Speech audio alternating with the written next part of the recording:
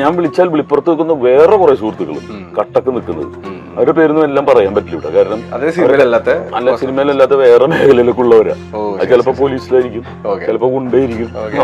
അപ്പൊ അവരൊക്കെ വിളിപ്പുറത്ത് നമ്മളിപ്പോ മിസ് കോൾ വിട്ടിട്ടുണ്ടെങ്കിൽ എത്തുന്ന അത്രയും കട്ടായിട്ടുള്ള അവിടെ മുഴുവൻ പെണ്ണുങ്ങളാണ്. വീട്ടിൽ വന്നാലും പെണ്ണിന്റെ പേര്, അവിടെ ചെന്നാലും പെണ്ണിന്റെ പേര്. ശ്വേതാ മേനോനും ഇവരൊക്കെ തന്നെ. എല്ലായിടത്തും ഇങ്ങനെ വെക്കണമല്ലോ. എന്റെ മുന്നിൽ ബുദ്ധിയുള്ള ആളായിരിക്കണമെങ്കിൽ അതിനനുസരിച്ച് ഞാൻ സംസാരിക്കും. നീ മണ്ടരാണെങ്കിൽ ഞാനും മണ്ടരും. മനസ്സിലായി?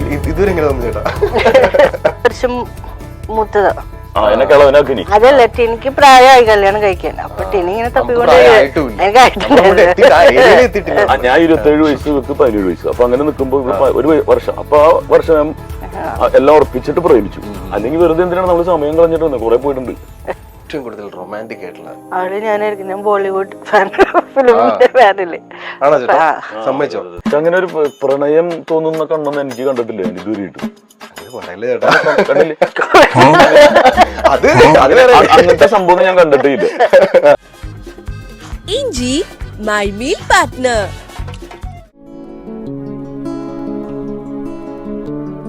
ഈ 2026 പ്രത്യേകിച്ച് എന്തെങ്കിലും റെസൊല്യൂഷൻസോ ഈ വർഷം ഇനി ഇന്ന കാര്യങ്ങൾ ചെയ്യണം അങ്ങനെ എന്തെങ്കിലും ഉണ്ടോ മനസ്സിൽ? അങ്ങനെയൊന്നും നടക്കൂലടാ, വന്ന പോലെ വേണം. റെസൊല്യൂഷൻ എന്നൊക്കെ പറഞ്ഞ് വെറുതെ എഴുതി വെക്കാന്നുള്ളൂ. നമ്മളെന്താണ് ആ സിറ്റുവേഷൻ അതിനനുസരിച്ച് അങ്ങ് പോവുക എന്നുള്ളതാണ്. ലൈക്ക് വാട്ടർ അല്ലേ, എന്തിൻ്റെ കൂടെ ബ്ലെൻഡ് ആവും. അങ്ങനെ പോവുക എന്നുള്ളതാണ്. അല്ലാതെ നമുക്ക് ഇന്ന പോലെ പക്ഷെ ഒരു ഫോക്കസ് ഉണ്ടാവും ഇന്ന പോലെയൊക്കെ എന്നുള്ളത്. അതിനെ ലക്ഷ്യമാക്കിയായിരിക്കും പോകുന്നത്. നടക്കാനുള്ളതേ നടക്കുള്ളൂ. നടക്കുന്നത് നല്ലതിനായിരിക്കും എന്ന് വിശ്വസിക്കുന്നതാണ്.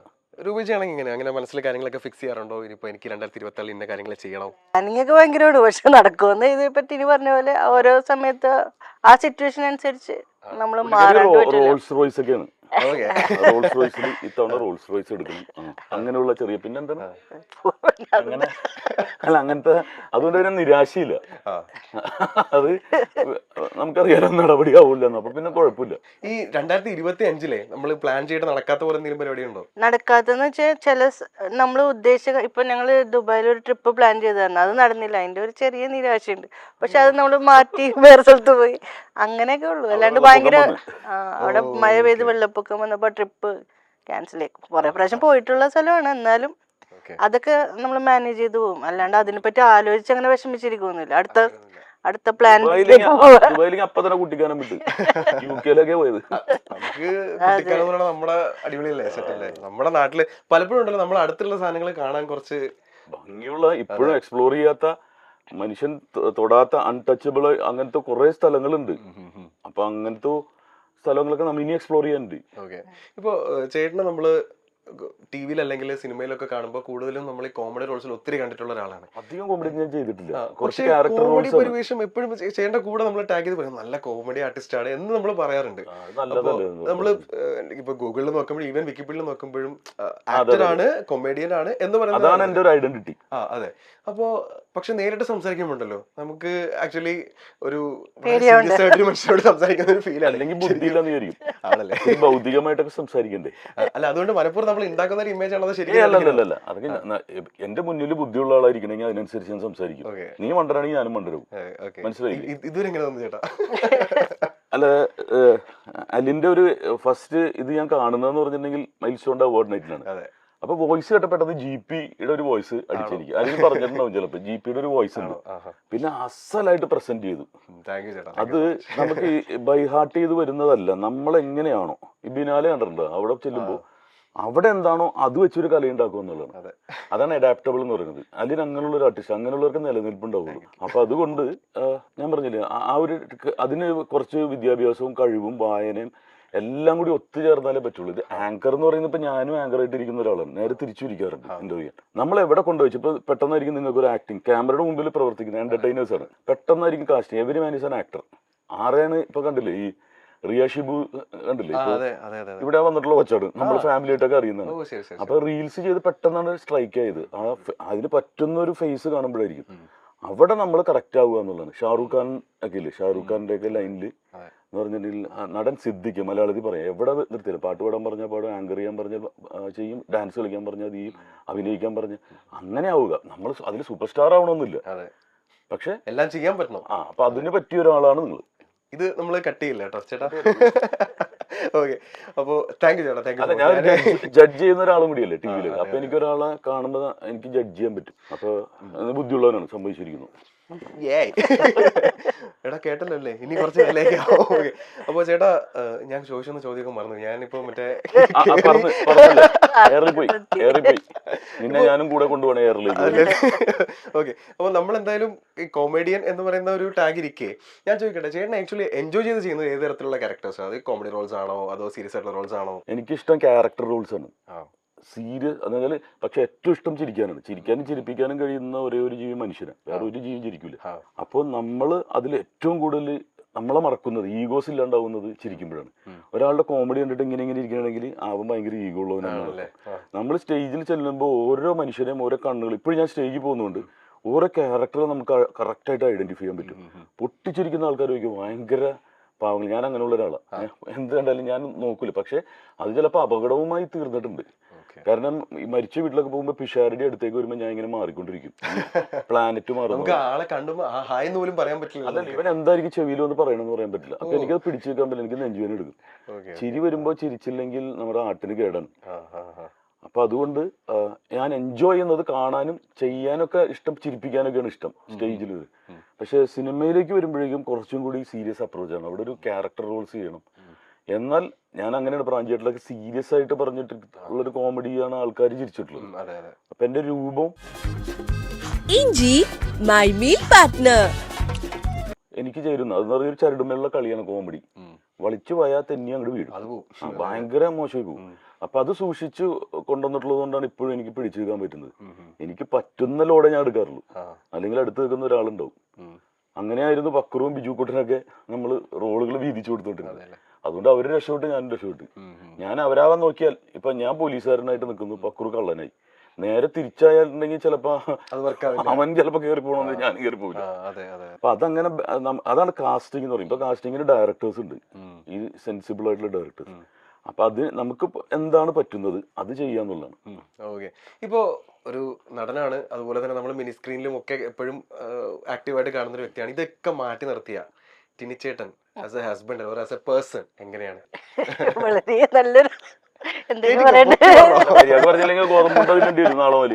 മര്യാദ പറഞ്ഞില്ലെങ്കിൽ ഇല്ല, സത്യസന്ധമായിട്ട് നമുക്ക് സത്യസന്ധമായിട്ട് പറഞ്ഞാൽ കുഴപ്പമില്ലല്ലോ ടിനിച്ചേട്ടാ. അങ്ങനെ സത്യം പറഞ്ഞു. എനിക്ക് ഒരു കല്യാണം കഴിച്ചതിൽ ഒരു റിഗ്രറ്റും ഇല്ല, ഒരു വിഷമവും ഇല്ല, സന്തോഷം മാത്രമേ ഉള്ളൂ. ആണല്ലേ? എന്നുവെച്ചാൽ ഞാനിപ്പോ ഒരു ആഗ്രഹം പറഞ്ഞാൽ അത് ടിനിയുടെ കാര്യങ്ങൾ മാറ്റി വെച്ചിട്ട് ഒരു നടത്തി തരും. അതെ, ഞാൻ ഫുള്ളി സാറ്റിസ്ഫൈഡ്, ഹാപ്പിയാണ് എല്ലാ ദിവസവും. അതെന്താന്ന് വെച്ചാല് കല്യാണം കഴിച്ചാണ് ഇല്ല, നീ കല്യാണം കഴിക്കുമ്പോ വേറൊരു കൊച്ചിനെ നിന്റെ വീട്ടിലേക്ക് എത്തിക്കൊണ്ടിരുന്നത്. അതൊരു അപ്പന്റെ അമ്മയുടെ കുട്ടിയായിരിക്കും. അവര് ഭയങ്കര വിശ്വാസത്തിലായിരിക്കും തന്നു ഏൽപ്പിക്കുന്നത്. അതിനെ കൊണ്ടുവന്നിട്ട് കഷ്ടപ്പെടുത്തുകയും വിഷമിപ്പിക്കുക, തല്ലുവടിയൊക്കെ ഉണ്ടാവും. അതൊക്കെ ഭയങ്കര പ്രശ്നമുണ്ടാവും. കാരണം അവര് എന്തോരം പൊന്നായിട്ടായിരിക്കും വളർത്തിക്കൊണ്ടുവന്നത്. നിന്റെ കയ്യിലോട്ട് തന്നിട്ട് നീ അതിനെ ഉപദ്രവിക്കുകയാണെങ്കിൽ, വേദനിപ്പിക്കുകയാണെങ്കിൽ, കൊച്ചു മാത്രമല്ല അതിന്റെ മാതാപിതാക്കളും വിഷമിക്കും. നിനക്ക് ഡിമാൻഡ്സ് ഉണ്ടെങ്കിൽ തന്നെ, കാരണം അവർക്ക് ഇഷ്ടമുള്ളതാണ് നീ മേടിക്കാൻ പാടുള്ളൂ. ഞാനൊന്നും ഇവിടെ അടുത്ത് ആവശ്യപ്പെട്ടിട്ടില്ല. നമ്മളൊക്കെ ആണുങ്ങളാണെങ്കിൽ, മേടിക്കുന്നവരെ കുറ്റം പറയുന്നില്ല, ആണുങ്ങളാണെങ്കിൽ നമ്മൾ പണിയെടുത്ത കാശ് കൊണ്ട് അവരെ പോയിട്ട്, മനസ്സിലായില്ലേ? ഈ മറ്റേ പറഞ്ഞ പോലെ ഈ വിലപേശലും അതൊക്കെ ഭയങ്കര എന്തിനാണ് ചെയ്യുന്നത്? നമുക്ക് ഈ കാശ് എന്ന് പറഞ്ഞ സാധനം തിന്നാൻ പറ്റൂല്ലോ. അതല്ല, നിങ്ങൾക്കൊരു മോളുണ്ടായിരുന്നെങ്കിൽ അവരെങ്ങനെയായിരിക്കണം നിങ്ങൾ ജീവിക്കണ്ടേന്ന് ആലോചിക്കില്ല. അത് തന്നെ ആയിരിക്കും വൈഫ് തന്നെ പറ്റി ആലോചിച്ചാൽ മതി. മോള് തെറ്റ് ചെയ്താൽ നമ്മൾ ക്ഷമിക്കൂലേ, അതുപോലെ വൈഫും വേറൊരാളുടെ മോളല്ലേ. അപ്പൊ അതിനോട് ക്ഷമിച്ചു കഴിഞ്ഞാൽ പ്രശ്നങ്ങളെല്ലാം തീർന്നു. നമ്മുടെ വീട്ടിലെ കുട്ടിയെ പോലെ നമുക്ക് കാണാൻ കഴിഞ്ഞ ഈ പറഞ്ഞ പ്രശ്നങ്ങളൊന്നും ഉണ്ടാവില്ല. ഇപ്പൊ എല്ലാവരും അങ്ങനെയാണ്, ഒരു ഫ്രണ്ട്ഷിപ്പ് ഒക്കെ ആയിട്ടുള്ളതാണ്. നസ്രത്ത് ധ്യാന കേന്ദ്രമായി മാറുന്നുണ്ടോ? നമുക്ക് മറ്റേ ലവ് മോഡ് പിടിക്കാം, ഒന്ന് പിടിച്ചു നോക്കാം.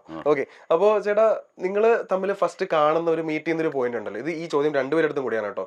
ഇതാണ് എന്റെ ഹസ്ബൻഡ്, അല്ലെങ്കിൽ ഇതാണ് എന്റെ ഭാവി വരൻ എന്ന്, അല്ലെങ്കിൽ ഇതാണ് എന്റെ പെണ്ണ് എന്ന് തോന്നിയൊരു മൊമെന്റ് ഉണ്ടാവില്ല? എന്തെങ്കിലും ഒരു സാധനം സ്ട്രൈക്ക് ചെയ്തിട്ടുണ്ടാവില്ല? രണ്ടുപേരും പറയണം ഇത് എന്താണ്. അങ്ങനെ കുറെ പേര് തോന്നിയിട്ടുണ്ട്, അതുകൊണ്ട് ഞാൻ പറയണം. കുറെ പേര് ഒന്ന് ഉറപ്പിക്കാൻ വേണ്ടിട്ട് നമുക്ക് എന്തെങ്കിലും റീസൺ വേണ്ട ചേട്ടാ? അല്ലാതെ ഓരോന്ന് കാണുമ്പോൾ ഇതായിരിക്കും എന്റെ, അത് പോകുമ്പോ ഇതായിരിക്കും എന്റെ. ലാസ്റ്റ് എന്താന്ന് പറഞ്ഞിട്ടുണ്ടെങ്കിൽ എന്റെ അപ്പന്റെ അമ്മയുടെ ഇഷ്ടം കൂടി നോക്കണമല്ലോ. അപ്പൊ അത് അവരുടെ, കാരണം അവരെന്നെ കഷ്ടപ്പെട്ട് വളർത്തിക്കൊണ്ടുവന്നുണ്ട്. ഒരു നിമിഷത്തിൽ ഇപ്പൊ പെട്ടെന്ന് പറയും സ്നേഹിച്ച പെണ്ണിന് വേണ്ടിയിട്ട് അവൻ ഇറങ്ങി പോകുന്നു, അതൊന്നും ന്യായമല്ല ശരിക്കും.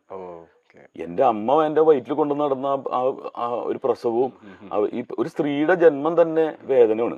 ജനിക്കുന്നു, പ്രായപൂർത്തിയാവുന്നു, അവിടെ ഉള്ള കഷ്ടപ്പാട്, കല്യാണം കഴിക്കുന്നു, കാമുകന്റെ ഇത്, കല്യാണം കഴിച്ചിട്ട് ആ വീട്ടിൽ ചെന്നിട്ട് പ്രശ്നം, പിന്നെ ആ കുടുംബം നടത്താനുള്ള അങ്ങനെ വന്നുള്ളതാണ് എൻ്റെ അമ്മ. ആ അമ്മ ആഗ്രഹിക്കുന്ന കുറച്ച് കാര്യങ്ങളുണ്ട്. അപ്പോൾ അത് കൂടി അല്ലെങ്കിൽ അവരുടെ ഒരു ശാപം കിട്ടിയിട്ട് എൻ്റെ ലൈഫ് നന്നാവില്ല. ഞാൻ അങ്ങനത്തെ ഒരു ഫാമിലി ഓറിയന്റഡ് ആയിട്ടുള്ള ചിന്തിക്കുന്ന ഒരാളാണ്. ഇപ്പം ന്യൂ ജെൻ ആണ് എന്താണെന്ന് പറഞ്ഞാലും പുതിയ പിള്ളേരോടും പറയാനുള്ളത് അതൊക്കെയാണ് സന്തോഷവും കേരളത്തിന്റെ ഭംഗി എന്ന് പറയുന്നത്. ഞാൻ ലോകം മുഴുവൻ യാത്ര ചെയ്തിട്ടുള്ളത്. പക്ഷെ അവിടെ ഈ ഭയങ്കര ഫ്രീഡം ഒക്കെ പറയുന്നുണ്ടെങ്കിലും 18-19 ദിവസം കഴിഞ്ഞ് പിള്ളേർ പോകുമ്പോൾ അപ്പനും അമ്മയും കരഞ്ഞിരിക്കുന്നത് ഞാൻ കണ്ടത്. അവൻ ഇറങ്ങിപ്പോയി, അവള് ഒരു കറമ്പൻ്റെ കൂടെ ഇറങ്ങിപ്പോയി, അല്ലെങ്കിൽ ഒരു സായിപ്പിന്റെ കൂടെ ഇറങ്ങിപ്പോയി, ഇവർക്ക് ഇഷ്ടമല്ലാത്ത രീതിയിൽ പോയി. ആ ഒരു കെട്ടുറപ്പും കുടുംബവും ഒക്കെയാണ് നമുക്ക് കുറച്ചുകാലം ഇവിടെ കിട്ടിയിരിക്കുന്നത്. അപ്പൊ അവരുടെ ഇഷ്ടം കൂടി നോക്കിയിട്ടാണ് ഏതെങ്കിലും ഒരെണ്ണം വന്നു കഴിഞ്ഞ് പറഞ്ഞു കഴിയുമ്പോ ശരിയാവില്ല. ഏതെങ്കിലും ചിലപ്പോ അല്ല എന്റെ അപ്പനും അമ്മയൊക്കെ എടവക ഏതാന്നൊക്കെ ചോദിക്കുന്ന ടീമാണ്. ഏത് എടവകയാണ് എന്നൊക്കെ ചോദിക്കുന്നവര്. പക്ഷെ അവരങ്ങനെ ഞാൻ ഉപദ്രവിച്ചിട്ടൊന്നുമില്ല. അത് അവരുടെ ഒരു രീതികളാണ്. അത് നമ്മൾ ബ്രേക്ക് ചെയ്യുന്നില്ല. ലോസ് നമ്മൾ ബ്രേക്ക് ചെയ്യില്ല, റൂൾസ് ചിലപ്പോൾ ബ്രേക്ക് ചെയ്തിരിക്കും. ഇഷ്ടപ്പെട്ടിട്ടേ കിട്ടുള്ളൂ എന്നുള്ളത്. അങ്ങനെ കറങ്ങി തിരിഞ്ഞ് ഇങ്ങനെ ഗ്രഹങ്ങൾ കറങ്ങി ഇവിടെ കൊത്തി. ചേട്ടനും ഇഷ്ടപ്പെട്ടു, വീട്ടുകാർക്കും ഇഷ്ടപ്പെട്ടു, എല്ലാം സെറ്റായി. ഇവർക്ക് അപ്പൊ ഒരു പ്രശ്നം ഉണ്ടായി. ഇവർക്ക് 17 വയസ്സുണ്ടായുള്ളൂ. പിന്നെ ഒരു വർഷം വെയിറ്റ് ചെയ്ത്. എന്താ പറയട്ടെ, എനിക്ക് സമയം കളയാനല്ലോ, കുറെ സമയം പോയിട്ടുണ്ട് ഇങ്ങനെ ഓരോരുത്തരും അതിന് വേണ്ടിട്ട്. അപ്പൊ ഇപ്പൊ ഞാനിത് 10 വർഷം മൂത്തതാ. എന്നെ കളവനാക്കിനി. അതല്ല, ടിനിക്ക് പ്രായമായി കല്യാണം കഴിക്കാൻ. അപ്പൊ ടിനി ഇങ്ങനെ തപ്പിക്കൊണ്ട് ഞാൻ 27 വയസ്സ്, ഇവർക്ക് 17 വയസ്സ്. അപ്പൊ അങ്ങനെ നിൽക്കുമ്പോ ഒരു വർഷം, അപ്പൊ ആ വർഷം എല്ലാം ഉറപ്പിച്ചിട്ട് പ്രേമിച്ചു. അല്ലെങ്കിൽ വെറുതെ എന്തിനാണ് നമ്മള് സമയം കളഞ്ഞിട്ട് കുറെ പോയിട്ടുണ്ട്. തിരിച്ച് ഞാൻ ആ സമയത്ത് കല്യാണത്തിനെ പറ്റി ചിന്തിക്കുന്ന ഏജ് അല്ലായിരുന്നു. അപ്പൊ ഇനി ഇങ്ങനെ വന്നപ്പോ വീട്ടുകാരൊക്കെ അന്വേഷിച്ചു. അപ്പൊ വേണമെങ്കിൽ നടത്താം, അല്ലെങ്കിൽ ഇനി ഇത് പോയാലോ, അങ്ങനെ ഇങ്ങനെയൊക്കെ ഓർത്തിട്ട്. അപ്പൊ അല്ല, നമുക്ക് ഒരു മറ്റേ അടിവയറ്റില് മഞ്ഞ് വീണ പോലത്തെ അങ്ങനെയൊന്നും ഇല്ലായിരുന്നു. അങ്ങനെ ഒരു റൊമാൻറ്റിക് ടൈപ്പ് അല്ല. ഒന്നും ഞാനല്ല അങ്ങനെ. ഇപ്പോഴും അവള് പറയും, പലരും കാണിച്ചിട്ട് കണ്ട അവരെ പോലെ കൈ പിടിച്ച് നടക്കുന്നൊക്കെ പറയും. എനിക്ക് സ്പീഡ് നമ്മുടെ ഉള്ളിലാണ് മോനെ സ്നേഹം. നമ്മള് പുറത്ത് ചക്കരെ ഇരിപ്പിക്കുമ്പോ തന്നെ ആ കീപ്പ് ചെയ്യുന്ന ക്യാമറക്ക് വേണ്ടി മാത്രമല്ല, ആ ഒരു ഭംഗി കൂടി വേണ്ടിയാ. ആൾക്കാരെ കൊണ്ട് പറയിപ്പിക്കരുത് വെറുതെ എന്നിട്ട്. നമുക്ക് വീട്ടിലെ സ്ഥലമുണ്ട്, ഒരുപാട് സ്ഥലങ്ങളില്ലേ. പബ്ലിക് ഡിസ്പ്ലേ ഓഫ് അഫെക്ഷൻ അത് ഷോ ആയല്ലേ ഇത്. ഹലോ ചക്കരെ പിന്നെ ചെയ്യുന്ന ആൾക്കാരുണ്ട്. ഇപ്പൊ നമ്മള് അവര് കൈപിടിച്ചേ നടക്കുള്ളൂ. അപ്പൊ നമ്മൾ ഓർക്ക് ഇങ്ങനെ നടന്നാലും പക്ഷെ നമുക്കത് ചേരൂലായിരിക്കും. നമ്മള് ചില സമയത്ത് നമുക്ക് തോന്നൂലേ, അല്ലെ? നീ ഇഷ്ടമുള്ളതൊക്കെ ചെയ്തോട്ടെ, നീ എവിടെ തിയേറ്ററിലാ ഒക്കത്തൊക്കെ ഇരിക്കോ. ഇത് എന്റെ കാര്യം പറഞ്ഞത്, നിനക്ക് ഇഷ്ടമുള്ളത് ചെയ്തു. ഞാനും കുറച്ച് ഇൻട്രോവേർട്ട് ടൈപ്പ്. അപ്പൊ എനിക്ക് പെട്ടെന്ന് ഒന്നാമത് ടിനിസ് ഈ പബ്ലിക് ഫിഗർ ആയത് തന്നെ ആൾക്കാരൊക്കെ ശ്രദ്ധിക്കുകയൊക്കെ ചെയ്യും. അപ്പൊ നമ്മൾ ഇത്തിരി ആ ഒരു ഇത് കീപ്പ് ചെയ്തിരുന്ന എനിക്ക് അങ്ങനെ ഇഷ്ടം. വേറെ സ്ത്രീകളോട് അങ്ങനെയാണ് പെരുമാറുന്നത്, ഭാര്യയോടും പുറത്ത് അങ്ങനെയാണ്. മനസ്സിലായില്ലേ? പുറത്ത് വേറെ സ്ത്രീകളോട് ഞാൻ അടുപ്പം കാണിക്കാറില്ല. ഭാര്യയായിട്ട് അകൽച്ച കാണിച്ചിട്ട് അത് ചെയ്താൽ ശരിയല്ലോ. വേറെ പെണ്ണിന്റെ കൂടെ ഭയങ്കര അല്ല, അത് പുള്ളിക്കാരി കൊടുത്തേക്കുന്ന ഒരു സ്വാതന്ത്ര്യമാണ്. ഇന്ത്യൻ ഭരണഘടനയിൽ ഒരു അങ്ങനത്തെ വളരെ കുറച്ച് പേർക്ക് നമ്മളത് കൊടുത്തിട്ടുണ്ട്. അങ്ങനെ ഹഗ് ചെയ്യാമെന്നും പറഞ്ഞിട്ട് സ്വാതന്ത്ര്യം കൊടുത്തിട്ടുണ്ട്. പക്ഷെ എനിക്ക് തോന്നുന്നു ചേച്ചിനെ പോലെ ഇത്രയും ആത്മാർത്ഥമായിട്ട് സിൻസിയറായിട്ട് ഹഗ് ചെയ്യാൻ ഒരാൾക്കും പറ്റത്തില്ലെന്ന് തോന്നേ. ഒരു അത് ഒരു പണ്ഡിതനോ പാമരനോന്നൊന്നുമില്ല. അതെ, ആ ഭർത്താവിനുണ്ടല്ലോ നമ്മളൊക്കെ പുണ്യാളനായിട്ടാണ് കണ്ടത്. ശ്രീവത്സൻ. ഓക്കെ, ഈ ഇൻഡസ്ട്രിയിൽ ഏറ്റവും നല്ലൊരു ഫ്രണ്ട് അങ്ങനെയൊക്കെ എടുത്ത് പറയാൻ പറ്റും. അതായത് രാവിലെ 4 മണിക്കായാലും ഒരു ആവശ്യം വന്നു കഴിഞ്ഞാല് ഉറങ്ങാണോ ഇല്ലയാണോ എന്ന് പോലും നോക്കാണ്ട് വിളിച്ച് എനിക്കൊരു ഹെൽപ്പ് വേണം എന്ന് പറയാൻ പറ്റിയ ആരെങ്കിലും? അങ്ങനെ കുറച്ച് പേരുണ്ട്. ഒന്ന് എന്റെ കോളേജ് മേറ്റ്സ് ഉണ്ട്, അവരെ വിളിച്ചു കഴിഞ്ഞാൽ എന്റെ വിളിപ്പുറത്താണ്. അത് 5 പേരുള്ളൂ ഞങ്ങള്. പക്ഷെ അത് സിനിമയായിട്ട് ബന്ധമുള്ളവരൊന്നുമല്ല. പിന്നെയുള്ളതെന്ന് പറഞ്ഞിട്ടുണ്ടെങ്കിൽ സിനിമയിലുമായി ബന്ധപ്പെട്ടെന്ന് പറഞ്ഞാൽ ഇപ്പൊ പക്രുവാണല്ലോ ഏറ്റവും കൂടുതൽ അടുത്തിറങ്ങുന്നത്. പിന്നെ പ്രചോദ് ഉണ്ട്, വിളിച്ച് സംസാരിക്കുന്ന ആൾക്കാരുണ്ട്. പിന്നെ അതുപോലെ ആരാണ്, അത്രയൊക്കെ ഉള്ളു. അല്ലാണ്ട് ഭയങ്കര ഒരു വലിയ ഇതില്ല. പക്ഷെ ഞാൻ വിളിച്ചാൽ വിളിപ്പുറത്ത് നിൽക്കുന്ന വേറെ കുറെ സുഹൃത്തുക്കളുണ്ട് കട്ടക്ക് നിൽക്കുന്നത്. അവരുടെ പേരൊന്നും എല്ലാം പറയാൻ പറ്റില്ല ഇവിടെ. കാരണം അല്ല, സിനിമയിലല്ലാത്ത വേറെ മേഖലയിലൊക്കെ ഉള്ളവരാ. ചിലപ്പോ പോലീസിലായിരിക്കും, ചിലപ്പോ ഗുണ്ടയായിരിക്കും. അപ്പൊ അവരൊക്കെ വിളിപ്പുറത്ത് നമ്മളിപ്പോ മിസ് കോൾ ഇട്ടിട്ടുണ്ടെങ്കിൽ എത്തുന്ന അത്രയും കട്ടായിട്ടുള്ള ആൾക്കാർ. ശരി, നമുക്ക് ഒരു സെഗ്മെന്റിലോട്ട് പോവാം. കുറച്ച് നമ്മൾ 1-2 സെഗ്മെന്റ് ഒക്കെ സെറ്റ് ചെയ്തിട്ടുണ്ട്. ഓക്കെ, ഇത് ആക്ച്വലി ഞാൻ കുറച്ച് ചോദ്യങ്ങൾ ചോദിക്കും. ഓക്കെ, അത് ചോദ്യം കേട്ടുടനെ തന്നെ നിങ്ങൾ അങ്ങോട്ടും ഇങ്ങോട്ടും ചൂണ്ടിക്കാണിക്കുക. ആരാണ് ഇപ്പൊ സ്വയമാണ് അത് വരുന്നതെന്നുണ്ടെങ്കിൽ സ്വയം ചൂണ്ടിക്കാണിക്കുക, ഇല്ലെന്നുണ്ടെങ്കിൽ അങ്ങോട്ടും ഇങ്ങോട്ടും ചൂണ്ടിക്കാണിക്കുക. സത്യസന്ധമായിട്ടുള്ള മറുപടി. നിങ്ങൾ പിന്നെ സത്യസന്ധരാണല്ലോ, നമുക്കതറിയാം. ഓക്കെ, അപ്പോൾ ഫസ്റ്റ് ചോദ്യം എന്ന് പറയുന്നത്, നിങ്ങളെ കൂട്ടത്തില് വീട്ടില് ഏറ്റവും കൂടുതൽ സംസാരിക്കുന്ന ആരാണ്? സംസാരം ഏറ്റവും കൂടുതൽ ആണല്ലേ? കുറച്ച് സൈലന്റ് ആണോ ചേച്ചി? ഇടയ്ക്ക് എൻ്റെ അടുത്ത് മിണ്ടാണ്ടിരിക്കുന്നു പറയും. മലയാളത്തിന് അത്ര സ്ഫുടതയില്ല, മലയാളി തന്നെയാണ്. അപ്പൊ അതെനിക്ക് കേൾക്കുമ്പോ എന്തോ പോലെ തോന്നും. അപ്പൊ മിണ്ടാണ്ടിരിക്കുന്നു. ഇത്രയും വർഷമായിട്ടൊന്നും നമ്മളത് ശരിയാക്കിയില്ല. ഇല്ല, ഞാൻ എന്റെ വഴിക്ക് പോണേ. എനിക്ക് ചില അക്ഷരങ്ങളൊന്നും കിട്ടൂല, വഹിക്കുന്ന യാ കിട്ടൂല, അങ്ങനെ ചില പ്രശ്നമാണ്. പക്ഷെ ആ കൂട്ടുകാരികളൊക്കെ ഗുജറാത്തികളും കൊങ്കിണികളൊക്കെ ഇരുന്നത് കൊച്ചിയിൽ. നമുക്ക് ക്ഷമിച്ചു കൊടുക്കാം. ഫ്രണ്ടിൽ ഒരു പുഴയുണ്ട്, അതിനിപ്പോഴും പോയാന്ന് പറഞ്ഞത്. ഓക്കെ, ദേഷ്യം പെട്ടെന്ന് വരുന്ന ആൾക്കാർക്ക് ആണോ? അത് അതുപോലെ തന്നെ പോവുകയും ചെയ്യും അല്ലേ? കുറച്ച് ടൈം കൊടുത്താൽ മതി. അപ്പൊ ദേഷ്യം വരുമ്പോ ചേച്ചി എന്താ ചെയ്യുന്നത്? ഇപ്പൊ പ്രിക്കോഷൻ വല്ലതും എടുക്കുവോ? ഇല്ല, ദേഷ്യം വന്നു പറഞ്ഞാൽ അങ്ങോട്ട് വേറെ വഴിക്ക് പോയി കുറെ കറങ്ങി തിരിഞ്ഞു വരുമ്പോ ആ കൂളായിട്ടുണ്ടാവും. അപ്പൊ ആ സമയത്ത് നമ്മൾ അധികം ചൊറഞ്ഞ് അതെ, ഇവരുടെ നമ്മളായിട്ടല്ല ദേഷ്യം, അവരെ ആ ഒരു ഇതുണ്ടല്ലോ, അസോസിയേഷനും കാര്യങ്ങളും, ആ ഒരു പ്രഷറിൽ ഇരിക്കുമ്പോ ചിലപ്പോ നമ്മൾ വല്ലതും വന്ന് പറയും, നമുക്ക് അതൊക്കെ ആയിരിക്കും ഇമ്പോർട്ടന്റ്, ഇവർക്ക് അത് വേറെ. അമ്മ എക്സിക്യൂട്ടീവ് മെമ്പറാണ്, എങ്ങനെ പോകുന്നു ചേട്ടാ? അതല്ല ഇപ്പൊ പറഞ്ഞത്. അവിടെ പ്രഷറും ടെൻഷൻ അടിച്ചേക്കുമ്പോ അതെയോ? അവിടെ മുഴുവൻ പെണ്ണുങ്ങളാണ്. വീട്ടിൽ വന്നാലും പെണ്ണിന്റെ പേരും, അവിടെ ചെന്നാലും പെണ്ണിന്റെ പേര്. ശ്വേതാമേനോനും ഇവരൊക്കെ തന്നെ. എല്ലാവരും അസോസിയേഷൻ കൊണ്ടു നടക്കുമ്പോൾ അതിന്റേതായ പ്രഷറും കാര്യങ്ങളും ഉണ്ടാവും. നമ്മുടെ ഇവിടുത്തെ പ്രസിഡന്റും പെണ്ണാണ്. എല്ലായിടത്തും ഇങ്ങനെ നിൽക്കണമല്ലോ.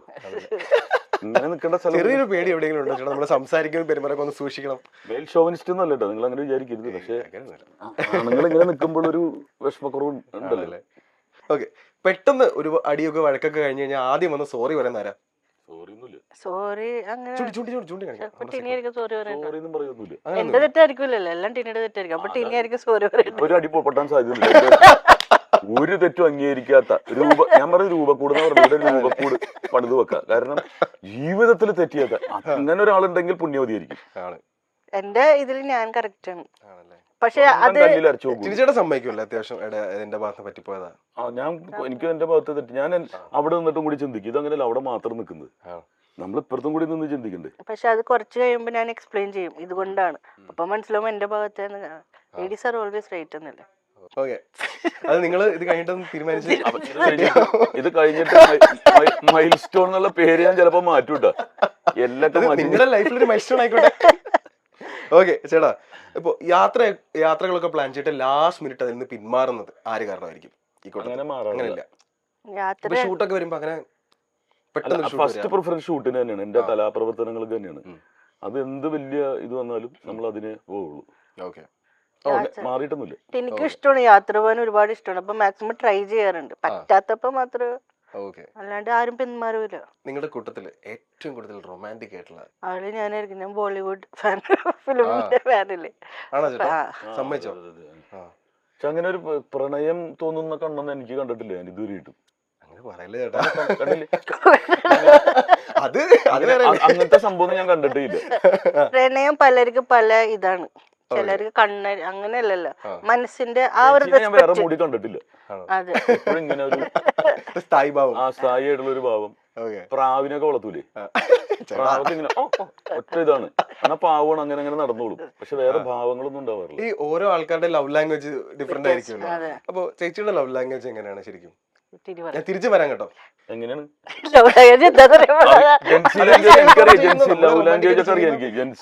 എന്റെ ലവ് ലാംഗ്വേജ് എന്താ? എനിക്ക് എന്ത് ചെയ്യുമ്പോഴാണെങ്കിലും ടിന്നിനോട് കൂടുതൽ സ്നേഹം തോന്നുന്നു. എനിക്ക് വേണ്ടി എന്ത് ചെയ്യുമ്പോഴായിരിക്കും എനിക്ക് കൂടുതൽ സ്നേഹം തോന്നുന്നു.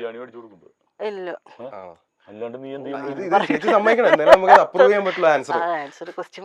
അങ്ങനെ ഒരു ഭയങ്കരമായിട്ട് പൊട്ടിച്ചിരിക്കുന്നതോ അല്ലെങ്കിൽ ഭയങ്കരമായിട്ട് സന്തോഷിക്കുന്നതോ ഒന്നും ഞാൻ അങ്ങനെ കണ്ടിട്ടില്ല. ഭയങ്കരമായിട്ട് വിഷമിക്കുന്നത് കണ്ടിട്ടില്ല. ഞാൻ ഭയങ്കരമായിട്ട് വിഷമിക്കുന്നതിൽ ഇവർക്ക് ഒരു അല്പം പോലും വിഷമം കാണാതെ ഇരുന്നിട്ടുണ്ട്. എന്റെ ഇമോഷൻസ് ഭയങ്കര അൾട്ടിമേറ്റ് ആണ്. സന്തോഷം വന്നാൽ സന്തോഷം, വിഷമം വന്നു കഴിഞ്ഞിട്ടുണ്ടെങ്കിൽ വിങ്ങിപ്പോവും. ചിലപ്പോൾ ഒരു സിനിമ കാണുമ്പോൾ ഒരു വയലിലായിരിക്കും, നമ്മൾ ഭയങ്കരമായിട്ട് നിൽക്കുമ്പോൾ ഇവിടെ നോക്കുമ്പോൾ ഇങ്ങനെ ഇരിപ്പുണ്ടാവും. ഒരു വ്യത്യാസമുണ്ട്. ഇവിടെ പൂച്ചയുണ്ട് വർക്ക് ചെയ്യുന്ന പറഞ്ഞു. ഇവർ രണ്ടുപേരും ഒരേപോലെയാണ്. ഒന്നിനോടും അങ്ങനെ ഒരു മമതയോ അങ്ങനെ തോന്നിയിട്ടില്ല. പക്ഷെ ഉള്ളിൽ ചിലപ്പോൾ ഭയങ്കര വികാരങ്ങൾ തിളച്ചു മറിയുന്നുണ്ടാവും. അതായത് നമ്മൾ ലവ് ലാംഗ്വേജ് എന്ന് പറയുമ്പോഴേ ചേട്ടൻ ചെയ്യുന്നതിൽ എന്താണ് ചേച്ചിക്ക് ഏറ്റവും കൂടുതൽ ഈ ഒരു കാര്യം ചെയ്യുമ്പോൾ ചേച്ചി ഭയങ്കര സോഫ്റ്റ് ആയിട്ടും ഭയങ്കര റൊമാൻറ്റിക് ആയിട്ടും ഒക്കെ തോന്നണമെന്നുള്ള നിന്റെ അടുത്ത് പറഞ്ഞു. ഞാൻ കുറെ ശ്രമിക്കുന്നുണ്ട് അത് വരുന്നതായിട്ട്. അപ്പൊ തിരിച്ചു പിടിക്കാം ആ ചോദ്യം. ഈ റൊമാൻറ്റിക് ആക്കാന്ന് വിചാരിച്ചാൽ നടക്കൂല, ഭയങ്കരമായിട്ട് അതൊന്നും കിട്ടൂല. കിട്ടുന്നില്ല അല്ല, എനിക്ക്. ഞാൻ എപ്പോഴെങ്കിലും ബാല ഇവളെ എന്റെ സ്വന്തം ലവ് എന്നൊക്കെ പറഞ്ഞിട്ട് ബാല പറഞ്ഞ പോലെ എനിക്ക് പറ്റൂല. പറ്റില്ലല്ലോ. തിരിച്ച് തിരിച്ചെന്ന് ഇപ്പൊ ഞാൻ എപ്പോഴെങ്കിലും വല്ല കാര്യമൊക്കെ പറഞ്ഞത് ഇനി ആ സ്ഥലത്തൂടെ ഒക്കെ വരുമ്പോ ചിലപ്പോ അത് ഓർത്തിട്ടൊക്കെ മേടിച്ചിട്ടൊക്കെ വരും. അപ്പൊ നമ്മൾ എക്സ്പെക്ട് ചെയ്യാണ്ടൊക്കെ കുറെ കാര്യങ്ങളൊക്കെ ചെയ്യൂല, അങ്ങനെയൊക്കെ ചെയ്യാം. അല്ലേ? അപ്പൊ എനിക്ക് ഭയങ്കര പിന്നെ പെട്ടെന്ന് ഇന്ന് ഇതെല്ലാം നിനക്ക് മേടിച്ചു തരാം. അങ്ങനെ കിട്ടുന്ന സാധനങ്ങൾ കിട്ടുന്നതിന്റെ അല്ല, അതൊക്കെ എപ്പോഴെങ്കിലും ഒക്കെ പറഞ്ഞിട്ടുണ്ടാവും അതിനെ പറ്റി. പിന്നെ ടിനിയുടെ ഒരു സ്വഭാവം, ടിനി ഒരു നല്ല സ്ഥലത്ത് പോയിട്ടുണ്ടെങ്കിൽ അവിടെ നമ്മളെ കൊണ്ടുപോകണം എന്നിട്ട് എനിക്ക് ഭയങ്കര നിർബന്ധമുണ്ട്. അപ്പൊ അത് എങ്ങനെയെങ്കിലൊക്കെ ടിനി എങ്ങനെയെങ്കിലൊക്കെ അത് നടത്തി അവിടെ കൊണ്ടുപോകും. അത് സന്തോഷം കൊണ്ട് ചേട്ടനെ കണ്ടു നിർത്തി. ഇത് ശരിക്കും നിങ്ങൾ വീട്ടിലിരിക്കുമ്പോ ഇതുപോലെയൊക്കെ അങ്ങോട്ടും ഇങ്ങോട്ടും പ്രൈസ് ചെയ്യാറുണ്ടോ? അത് ചേച്ചി പറയാനുണ്ടോ താങ്കളെ കിട്ടിയത്? ഞാൻ നല്ല ഡ്രസ്സൊക്കെ ഇട്ട് വരുമ്പോഴേ ഉഗ്രനല്ലേ എന്നൊക്കെ ചോദിക്കുമേ. ഇത്രേ ഉള്ളൂ മാക്സിമം കണ്ടേക്കണം. ഇത്രേ ഉള്ളൂ. ചിലപ്പോ ഒരു മാസമൊക്കെ കഴിഞ്ഞിട്ടായിരിക്കും പറയണം അന്നിട്ട ഡ്രസ്സില്ല അത് നന്നായിരുന്നു എന്ന് പറയുന്നത്. അപ്പോഴേക്കും അത് കീറിപ്പോയിട്ടുണ്ടാവും. ആണോ? കൊച്ചി ചത്തിട്ട് ചോറിട്ട് മൂടിയിട്ട് കാര്യമുണ്ടോ?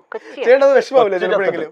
കൊച്ചിയല്ല, ചേട്ടത് വിഷമാവത്തില്ല ചിലപ്പോ? ഏയ് യൂസ്ഡ് ആയില്ലേ ഇത് 10 ഞാൻ പറയും ഇതിന്റെ ഒപ്പം ഇത് ചേർന്നില്ല എന്ന് പറയാൻ മൈൻഡ് ചെയ്യാറില്ല. അപ്പൊ പിന്നെ ഞാൻ എന്താ പറയാറില്ല.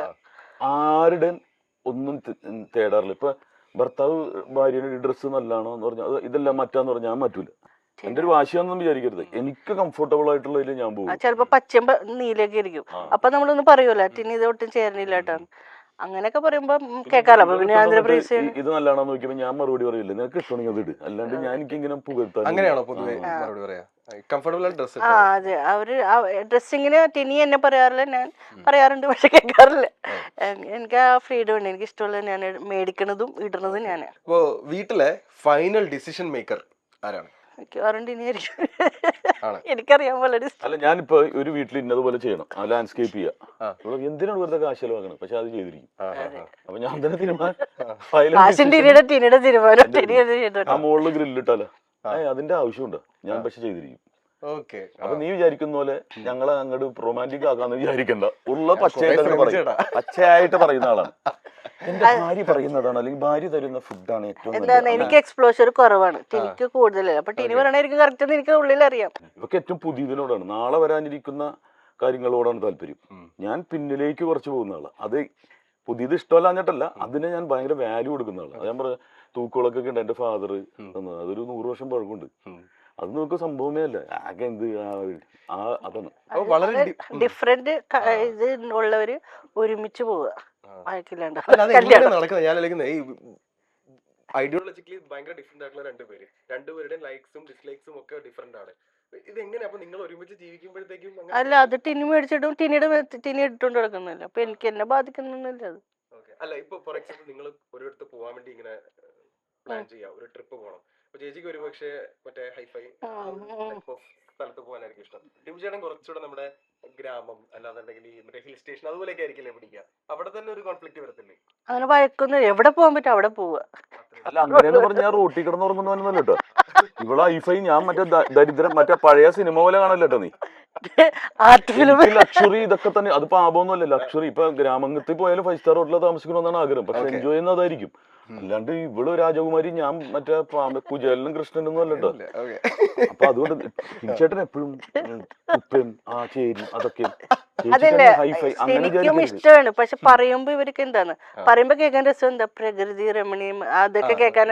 അതുകൊണ്ട് പറയണായിരിക്കും ഇതൊക്കെ സെയിം ആണ്, ബിൽഡിങ്സ് ഒക്കെയാണ് മാറി മാറി ഇരിക്കണമെന്ന് എനിക്ക് തോന്നുന്നത്. ഇപ്പൊ എല്ലാവരും അങ്ങനെയാണല്ലോ. അത് നമ്മള് വേറെ വിദേശ രാജ്യങ്ങളൊക്കെ പോലും അവര് പ്രിസർവ് ചെയ്യാൻ ഉദ്ദേശിക്കുന്നതും ഈ നേച്ചർ ആയിട്ട്. പക്ഷെ ഇവള് പറഞ്ഞത് പ്രകൃതി എല്ലാം ഒരുപോലെ ഇരിക്കുന്നത്, ബിൽഡിംഗ് ആണ് വ്യത്യാസം. ഇവർക്ക് ഇൻഡസ്ട്രിയിൽ ഇപ്പൊ ദുബായ് ആണ് ഇവളെ ഏറ്റവും കൂടി അട്രാക്ട് ചെയ്യുന്നത്. എനിക്ക് ചിലപ്പോ സ്വിറ്റ്സർലാൻഡും അതുപോലെ തന്നെ അങ്ങനെയുള്ള പ്രകൃതി രമണീയമായ ന്യൂസിലാൻഡ് ഒക്കെ ഇരിക്കും. കുട്ടനാടൊക്കെ എനിക്ക് ഭയങ്കര ഇഷ്ടമുള്ള സ്ഥലങ്ങളാണ് അവിടുത്തെ. സ്വിറ്റ്സർലാൻഡ്, കുട്ടനാട് നല്ല ഭയങ്കര പ്രകൃതികളല്ലേ. എൻജോയ് ചെയ്യുമ്പോ രണ്ടും എൻജോയ് ചെയ്യും. ടിനി മോൾസ് ഒക്കെ എൻജോയ് ചെയ്യും, അതുപോലെ ഞാനും. മോൾ എന്ന് പറഞ്ഞാൽ എല്ലാം ഒരേ ടൈപ്പ് ബ്രാൻഡുകളും കാര്യങ്ങളും ഇതൊക്കെ തന്നെ കാണുന്നത്. പിന്നെ ആൾക്കാർ ഇങ്ങനെ പല നിറത്തിലുള്ള ആൾക്കാരെ കാണാൻ, പല വലിപ്പത്തിൽ പല രീതിയിൽ പോകുന്നതേ ഉള്ളൂ.